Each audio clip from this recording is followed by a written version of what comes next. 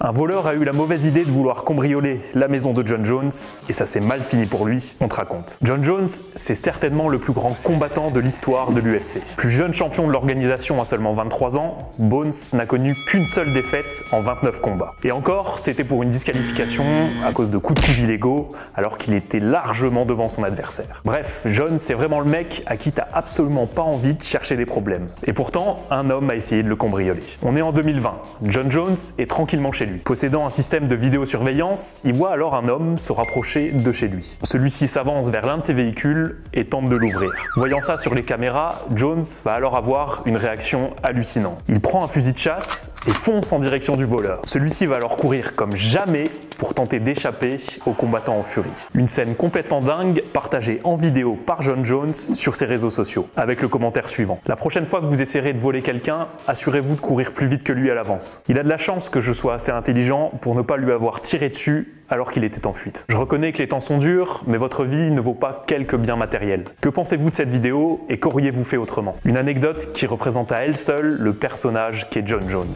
Un combattant exceptionnel, doté de qualités rares, mais également un homme tourmenté, capable d'avoir de gros coups de sang. Quelquefois c'est amusant, d'autres fois beaucoup moins. Comme lorsqu'il a pris la fuite après avoir percuté la voiture d'une femme enceinte avec son propre véhicule. Dude, I wonder if this is that fighter's car.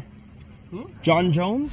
Un incident qui s'était déroulé en 2015. Jon Jones avait alors grillé un feu rouge et causé un accident de la circulation. Plutôt que de prendre des nouvelles des autres conducteurs, il avait alors fui la scène, avant de revenir quelques instants plus tard. Pour s'assurer que tout le monde allait bien? Non. Lui, il voulait juste récupérer une liasse de billets avant de détaler à nouveau. Il s'était finalement rendu à la police le lendemain, qui avait retrouvé une pipe et de la marijuana dans son véhicule. Cet incident aura coûté très cher à Jon Jones, puisqu'il aurait été destitué de son titre de champion et suspendu indéfiniment de l'UFC. Finalement réintégré quelques mois plus tard, il avait récupéré de son titre de champion avant de le perdre ensuite pour dopage. Du grand Jon Jones, un combattant capable du meilleur comme du pire. Et même s'il semble avoir changé depuis sa victoire contre Cyril Gane et son passage chez les poids lourds, la rechute n'est jamais loin.